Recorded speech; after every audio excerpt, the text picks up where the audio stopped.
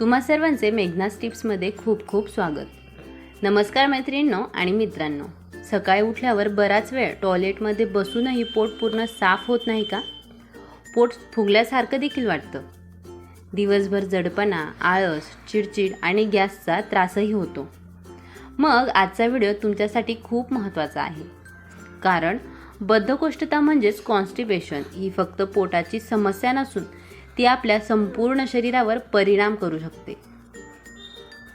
आज मी तुम्हाला असे काही 10 सोपे घरगुती उपाय सांगणार आहे जे अनेक लोकांना फायदेशीर सुद्धा ठरलेले आहेत। म्हणून व्हिडिओ शेवटपर्यंत नक्की बघा, कारण शेवटचा उपाय तर खूप लोकांना माहीतच नसतो। नंबर 1, सकाळी कोमट पाणी प्या। उठल्या उठल्या 1 ते 2 ग्लास कोमट पाणी प्या। यामुळे आतड्यांची हालचाल सुरू होते आणि मल मऊ होण्यास मदत होते। तुम्हीही सकाळी कोमट पाणी पितात का? कमेंट्समध्ये नक्की सांगा। नंबर 2, भिजवलेले मनुके। रात्री 8 ते 10 मनुके पाण्यात भिजवा। सकाळी ते खा आणि ते पाणीही प्या। मनुक्यांमध्ये नैसर्गिक फायबर असते जे पोट साफ होण्यास मदत करू शकते। नंबर 3, पपई खा। पिकलेली पपई पचनासाठी खूप चांगली मानली जाते। दररोज 1 वाटी पपई खाल्ल्याने अनेकांना पोट हलके वाटण्यास मदत होते। तुम्हाला पपई आवडते का? होय की नाही कमेंट्स नक्की करा। नंबर 4, इसबगोल। रात्री झोपण्यापूर्वी 1 ते 2 चमचे इसबगोल कोमट पाणी किंवा दुधासोबत घेऊ शकता।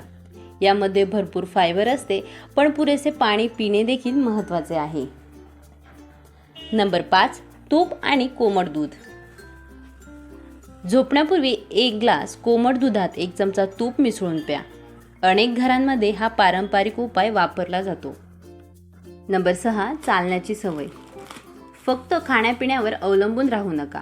दररोज 20 ते 30 मिनिटे चालणे देखील खूप महत्त्वाचे आहे, कारण शरीर हलके की आतडीही चांगली काम करतात। नंबर 7, फायबरयुक्त आहार। भाजीपाला, फळे, सॅलड, ओट्स, ज्वारी, बाजरी यांचा आहारात समावेश करा। मैद्याचे पदार्थ आणि जंक फूड कमी करा। हेच अनेक वेळा बद्धकोष्ठतेचे मुख्य कारण असते। नंबर 8, लिंबू पाणी। सकाळी कोमट पाण्यात अर्धा लिंबू पिळून प्या। यामुळे शरीराला हायड्रेशन मिळते आणि पचनक्रियेला मदत होऊ शकते। नंबर 9, वेळेवर टॉयलेटला जा।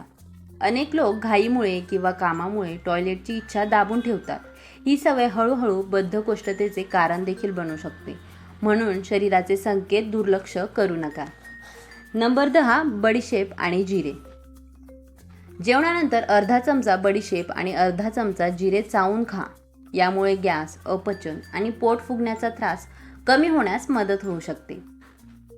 तर सांगा, तुम्हाला यापैकी कोणता उपाय सर्वात उपयोगी वाटला आणि तुम्हाला किती दिवसांपासून पोट साफ न होण्याची समस्या आहे हे देखील कमेंट्समध्ये नक्की लिहा।